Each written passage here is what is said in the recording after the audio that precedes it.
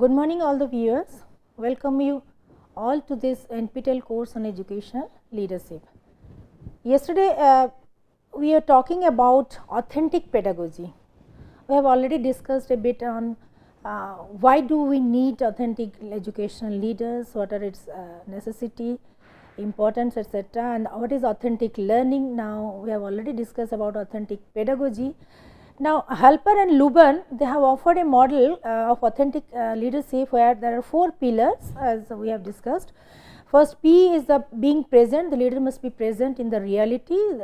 R is the reaching out, that is he has to reach out to the public, to the society, to every stakeholder immediately, instantly. Then E is the expressiveness, that means the authentic leader has to be very expressive in communicating his ideas, opinions, thoughts, emotions, everything, and he must be very that means he must have the self knowing, that means he must be very aware of himself, that is the S. So, these are the 4 pillars of authentic leadership, that is the PRESS model.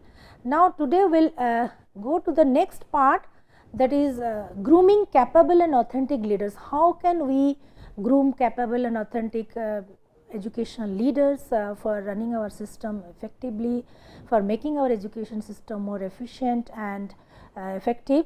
So, what are these characteristics? What are the features of capable and authentic leaders, and how can we groom them, we develop them, we nurture them? So, as we have already discussed, authentic leaders' capabilities, their capabilities go beyond classroom teaching, their capabilities go beyond in teaching learning situation or the curriculum or the pedagogy or administration or skills and demonstrating these in the different academic environment. So, their capabilities is expected to go beyond the teaching learning situations, even though they are the educational leaders, but their capabilities and their competency and abilities, they must go beyond that classroom situation, teaching learning situation or the academic atmospheres. They have to do something else, something more than this academic curriculum transaction, etc. And then what are these characteristics? So, we will categorize it into different kinds of capabilities like personal capabilities, relational capabilities, then organizational capabilities, all kinds of things. So, we will go one by one. So, we will discuss. First is the personal capabilities. First is that personal capabilities, that means the authentic educational leader must possess these qualities, must possess these capacities. Like for example, is self-reflective. As we have already discussed, educational leader, authentic educational leader is self-reflective. Every moment, every now and then he reflects upon himself, what he is thinking, what decision he is taking, what action plan he is designing, how he is executing, implementing it, so what are its outcome, what are its impact on others. All the time he is self-reflective on his own ideas, thoughts, action plans, decisions, etc., etc. So, he has to be self-reflective. Second is that he demonstrates intellectual acuity. So, whatever he designs, he delivers, he executes, the action plans, the change he brings into the situation, the policy he introduces, everything, all kinds of his activity, it shows, it reflects a kind of high intellectual caliber. So, he has to possess, he has to acquire, he has to update himself in not only in his own discipline, but all the overall the global education system, the pedagogy, the curriculum, all aspects of education. So, it must it must reflect his intellectual acuity, his high intellectual caliber.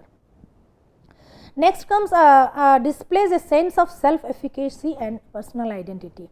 In the last class we have already discussed what is self-efficacy, that is the leader's self-belief about his own capabilities, in his abilities, his potentials, his aptitudes, his traits, and how competent he is to deal with different kinds of situation, how capable he is to solve different kinds of problems. So, that is his sense of self-efficacy, that is his sense of his own capabilities, his awareness, self-awareness of his own potentials and his strengths and weaknesses. That is self-efficacy primarily towards, that means what he is capable of doing, right now and even in future. His self-efficacy and personal identity. He is very much sure about his own personal identity, who he is. There is no kind of no ego problem, no arrogance, no attitude, etc. But he is very down to earth. He is very deeply grounded, deeply rooted. That means in the background, in the at the grassroots level, and his personal identity, he knows about his own identity. He is very much aware of his own strengths and weaknesses, duties, responsibilities. So he has a very good self concept, that who am I, what I am supposed to do, what are my duties and responsibilities, without any ego, without any arrogance, without any snobbishness. He must display it. He must display it in his behavior, in his relationship, in his human interactions, in his curriculum transaction, even in his administrative duties, etc. So, he must display the sense of self-efficacy and personal identity. Next he uses the intuition as well as logic and reason.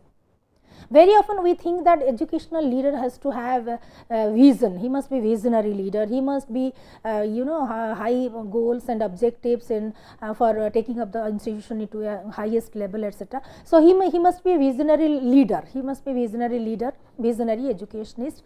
So for that reason he has to have imagination also, because through their imagination, through their creative thinking, they just imagine a highly idealistic situation, highly idealistic educational institutions. So first they start with the imagination, with creative thinking and high vision, and later on they try to materialize it, try to execute it, implement it, and try to actualize it, and physically evaluate it, whether it is possible, whether it is feasible or not, and how can I make my dreams come true, how can I fulfill my dreams. So they have the high targets, high goals, high ambitions, etc. Not only not for themselves, not to be defined as a very good leader, etc., but for others, for the institution, for the society, for the community, for the staff. So and whenever they imagine and create some kind of idealistic situation, some imagination, some creative thought and imagination, so they also at the same time rationalize it, justify it through logic and reason.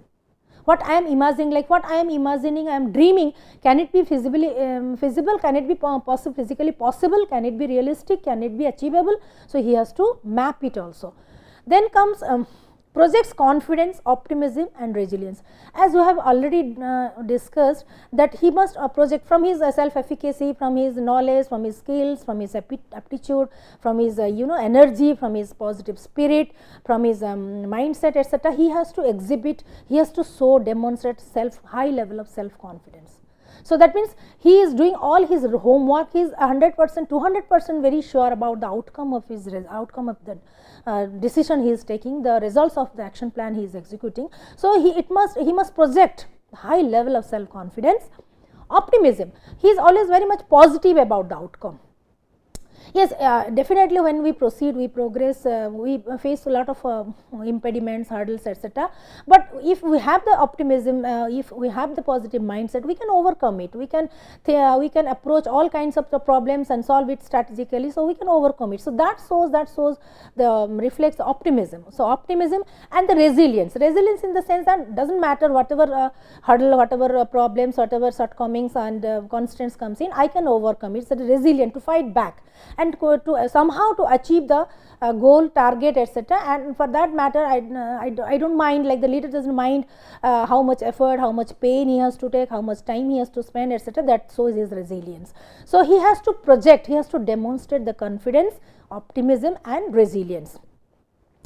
So next, at the same time, he exemplifies honesty, integrity. So in any kind of leadership, honesty, integrity and trustworthiness, that is trustworthiness in your behavior, these are the three basic components, foundations of. So similarly, he has to exemplify his high level of honesty, integrity, truthfulness, trustworthiness, because trust is the most important factor. Unless and until you build trust among your followers, among your juniors, among your colleagues, among your students, etc., anywhere. So unless and until you build trust, you cannot go ahead, you cannot be accepted as a leader. So, trust in the relationship, trust in your work, trust in your behavior. So, because every now and then is each leader, every leader is being judged, is being evaluated, is being closely observed, it is being closely speculated by the observers, stakeholders in every section, in every corner of the society. Hence, he has to, first of all, he has to build up this trust. So, honesty, integrity and trustworthiness, truthfulness, these are the, you can say, reflects his authenticity, how authentic, how genuine the person is, how genuine his thoughts are, how genuine his you know, his goals and targets and objectives are. Here in the corporate language, we can say the authentic leader walks the talk and talks the walk. Whatever he says, he demonstrates it, he exhibits it through his behavior, and whatever he exhibits, he shows through his behavior, he really means it. Okay. So, in this context, now we will see a video, YouTube video on this authentic leadership. So, now we will proceed to this, and after this video, we will again discuss it.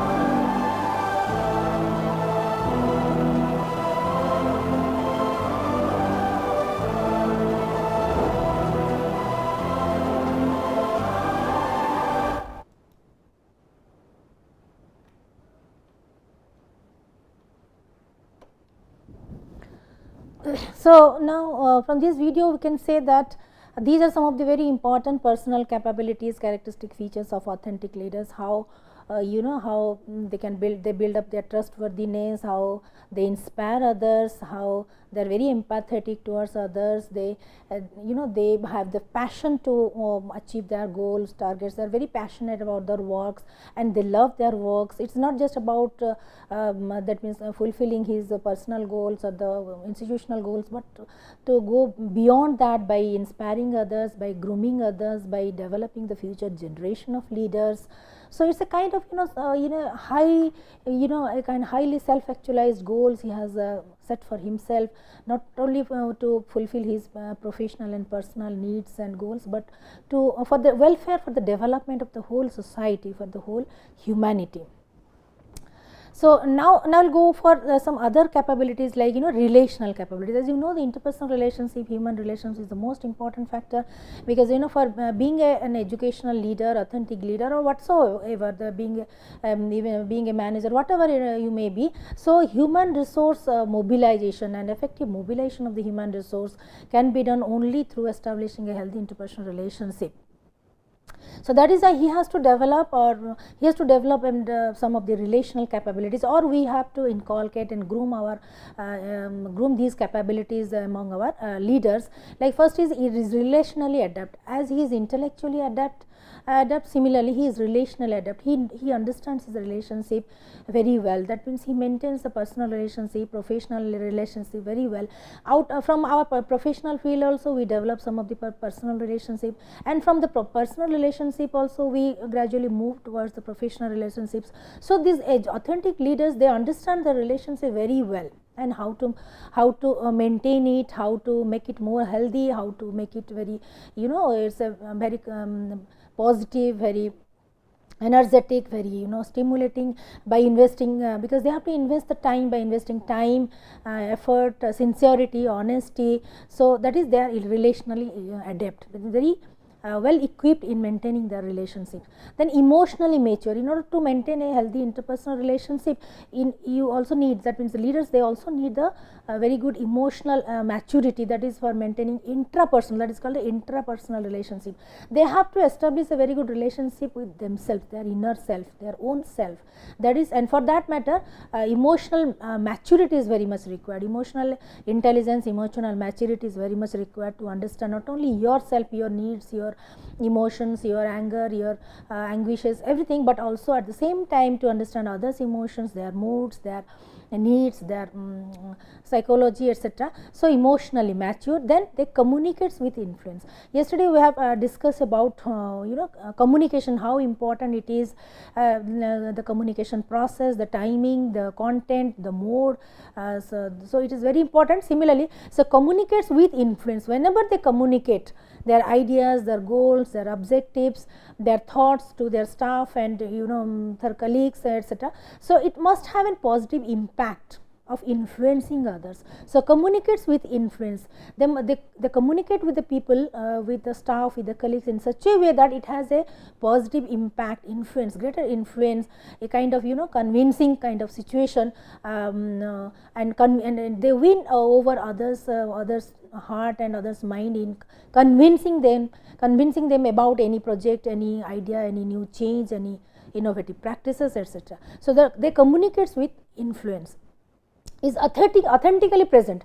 So, they are physically, authentically, deeply rooted, grounded in the reality. So, their presence is very authentic, very realistic, very natural, very very spontaneous, very relevant, very contextual, very situational. So, it is authentically present, means whatever they do, they say, they exhibit, they demonstrate, they talk, they behave, they interact, is very much actual, the real kind of situation, the real kind of context, the real kind of behavior and thoughts, that is they actually present in the real context.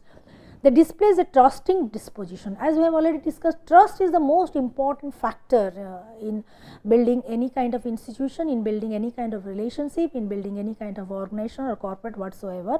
So, displays a trusting disposition. Disposition is their characters, their features, their personality traits. All of us, we are a combination of some psychophysical dispositions. We have certain physical features, certain psychological features, or certain emotional features. So, and through their disposition, through their personality traits and attributes, they exhibit the displays that they are the trustworthy people. They exhibit the trust, so the trustworthiness, the reliability, the authenticity, they exhibit, the display it through their personality, through their behavior and transactions. Then they cultivates the collaborative working environment. So, unlike individualistic society, we are a part of our collectivist society, because as you know, India is a diverse country with multiple languages, multiple cultures, multiple disciplines. So we are that means we are a diverse and rich culture where that means we live together, we learn together, we stay together, we share together. That means even if we celebrate happiness, we celebrate it together, we also grieve together. So, all these kinds of, so here it automatically it helps us, motivates us to be a part of the collaborative environment. But moreover, the authentic leader always promotes, always encourages, always motivates you to work in a collaborative environment. Is of course, sometimes we work individually, to achieve our individual goals or the tasks and assignments being given to us. Even though we work sometimes individually, but every now and then we collaborate with different kinds of teams, projects, assignment, etc.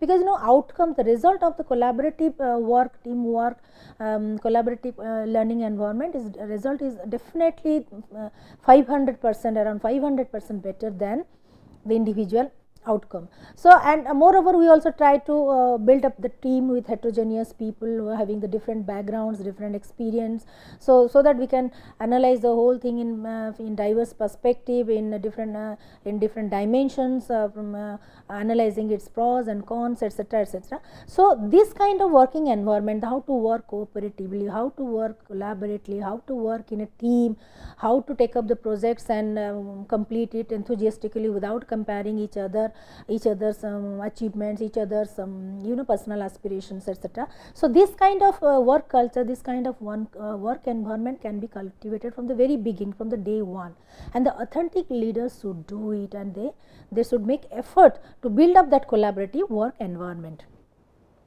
Next comes in engages in positive politics. Positive. What is this positive politics? That means like in the work environment, in the work atmosphere, the culture must be such that you can breathe openly. You can breathe openly in the sense that you can listen to everybody, you can express your own opinions, thoughts, ideas, emotions without any hesitation, without any innovation, etc. So, a kind of open work environment where everybody is free enough to express his thoughts, ideas, conflicts, everything, and at the same time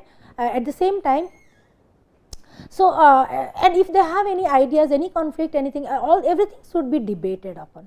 Everything, there should be a continuous conversation, that should be face to face communication, face to face conversation, dialogue to resolve any kind of conflict or to analyze any kind of new idea, any kind of new creative thought or the project or the change if you want to bring. So, that is called the engaging in the positive politics. So, politics is as such is not a bad concept, but it encourages all kinds of discussion, dialogue, conversation, face to face communication, clarity, and the group dynamics. Actually, it exhibits a group dynamics, that how to resolve your conflicts, how to solve your most critical problem, and how to bring innovative change, how to mobilize others, how to motivate others, employees, and so here employee engagement, employee motivation, trustworthiness, then all these kinds of HR framework, HR concepts are very much relevant. Then nurtures the leadership capabilities in others. See, it is not just enough to be an authentic leader himself, but he also inspires others, he also tries nurtures and grooms others to be the future leaders. Like nowadays the corporate houses, they are also grooming the next generation learners through rigorous training, giving them resources, opportunities, this and that. Similarly, our authentic educational leaders must also nurture, groom and develop the next generation leaders who will take over their responsibilities. So, the nurtures leadership capabilities in others and make it more sustainable, make it more continuous process. It is a developmental process, it is a lifelong process, it is a continuous process. So, the authentic leader must develop these kind of capabilities to nurture the future leadership, future generation of learners. So, by being a model, by exhibiting, by displaying himself, his actions, his thoughts, his behaviors as a model, as a role model to whom the young learners, young students, young colleagues, young teachers can identify with, can idolize with, can imitate for being the future leaders.